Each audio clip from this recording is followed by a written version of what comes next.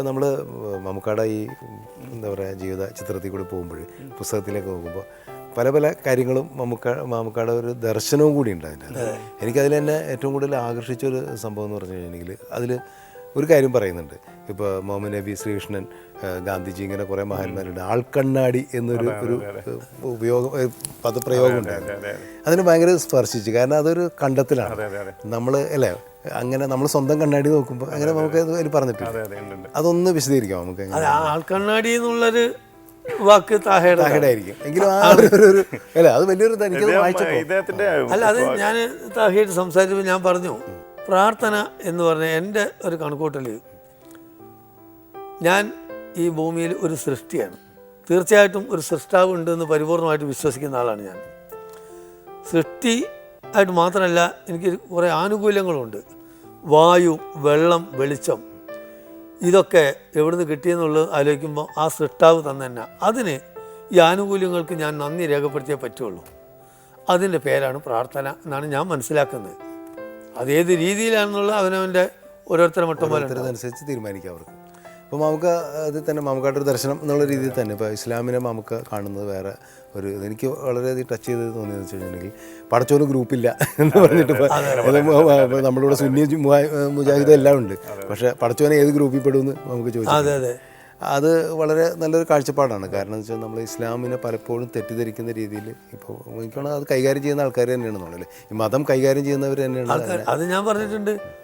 മതം അറിയാത്തവൻ മതം കൈകാര്യം ചെയ്യുകയും രാഷ്ട്രീയം അറിഞ്ഞുകൂടാത്തവൻ രാഷ്ട്രീയം കൈകാര്യം ചെയ്യുന്നതാണ് ഇപ്പോഴത്തെ നാട്ടിലുണ്ടാകുന്ന എല്ലാ കുഴപ്പങ്ങൾക്കും കാരണം. ഞാൻ ചെറുപ്പത്തിൽ കേട്ട കുറേ ഹറാമുകളുണ്ട്.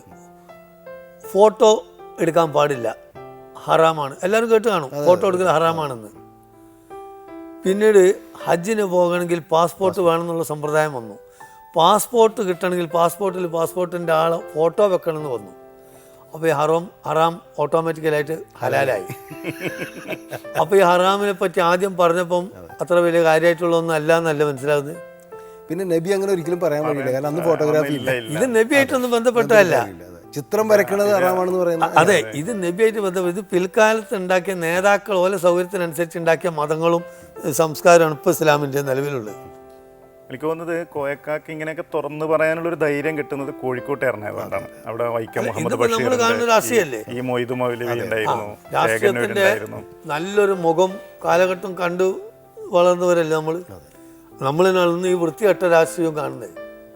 ഞാൻ ഇനിയിപ്പോൾ നേരത്തെ നമ്മൾ പറഞ്ഞുകൊണ്ടിരുന്നൊരു കാര്യം, ഇപ്പോൾ ഈ മതത്തെക്കുറിച്ച് നമ്മുടെ സമുദായത്തിലുള്ള ചില ഇതിനെക്കുറിച്ചൊക്കെ പറഞ്ഞപ്പോൾ കോഴിക്കോടിൻ്റെ ഒരു വലിയ മനസ്സുണ്ട്. അത് ഒരു പ്രധാനപ്പെട്ട കാര്യമാണ്. വൈക്കം മുഹമ്മദ് ബഷീർ മരിച്ചു കഴിഞ്ഞപ്പോൾ നമ്മുടെ VKN വന്ന് മമ്മൂക്കാട് വീട്ടിൽ വന്ന് VKN ചോദിച്ചു എന്ന് പറഞ്ഞാൽ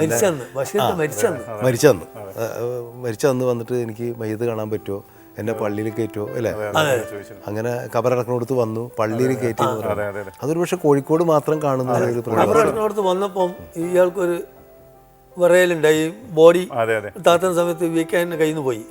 അപ്പം എനിക്ക് ലേശം ഞാൻ പറഞ്ഞു പള്ളിയിൽ കയറാവും. ഞാൻ പിന്നെന്താ, ഞാൻ കാല് കഴുകി നമ്മളവിടെ കയറിയിരുന്ന് ഇരുന്നപ്പം എന്നോട് എന്നറിയാം ഉസ്താദ് നമ്മൾ നല്ല പരിചയമുണ്ട്. എന്താണ് VKN നമ്മൾ പയ്യൻ കിടന്ന് അപ്പം ഇയാൾക്ക് എന്നെക്കാൾ താല്പര്യം വന്നിരുന്ന് എന്താ വേണ്ടത് ഇളനീരൊക്കെ വെട്ടി കൊടുത്തു. അത് ഒന്ന് ക്ലിയറായി കയറിയിരുന്ന് ഇവർ തമ്മിൽ സംസാരിച്ചു.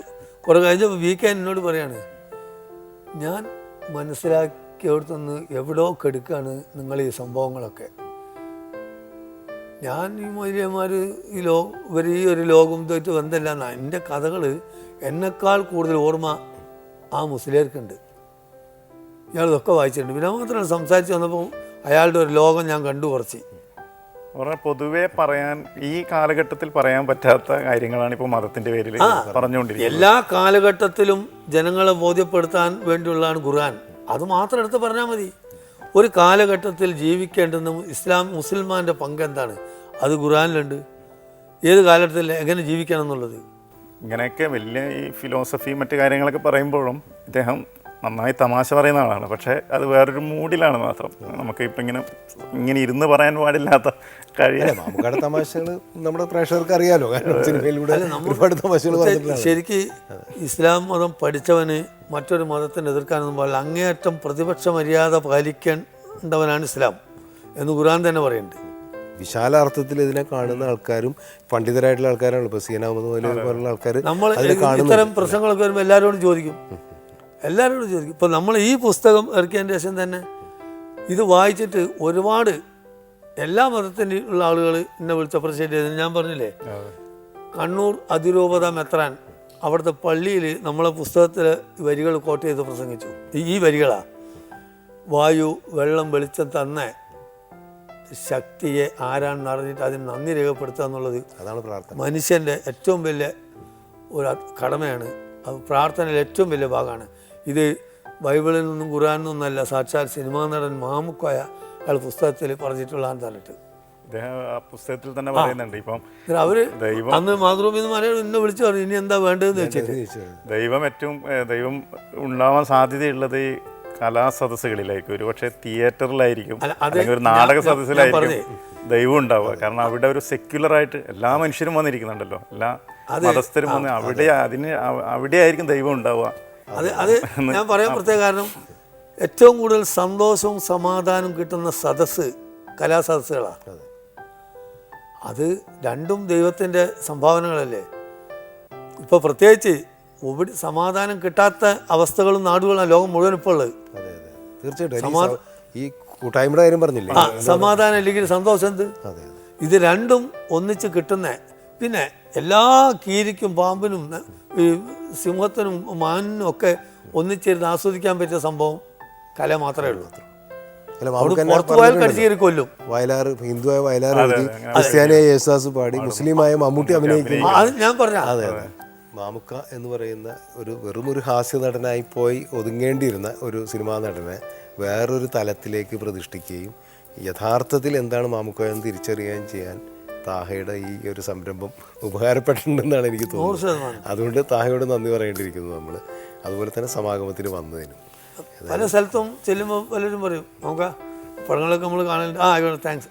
അത് മാത്രമല്ല, അതിലുപരി മാമുക്കോയ നമ്മൾ വായിച്ചിട്ടോ, അപ്പോൾ നിങ്ങളെ ഞാൻ വേറെയും മനസ്സിലാക്കിയിട്ടുണ്ട് കേട്ടോ എന്നുള്ളതാണ് തിരിച്ചറിവാണ്. അതിൽ വലിയൊരു പങ്ക് താഹൻ്റെതാണ്.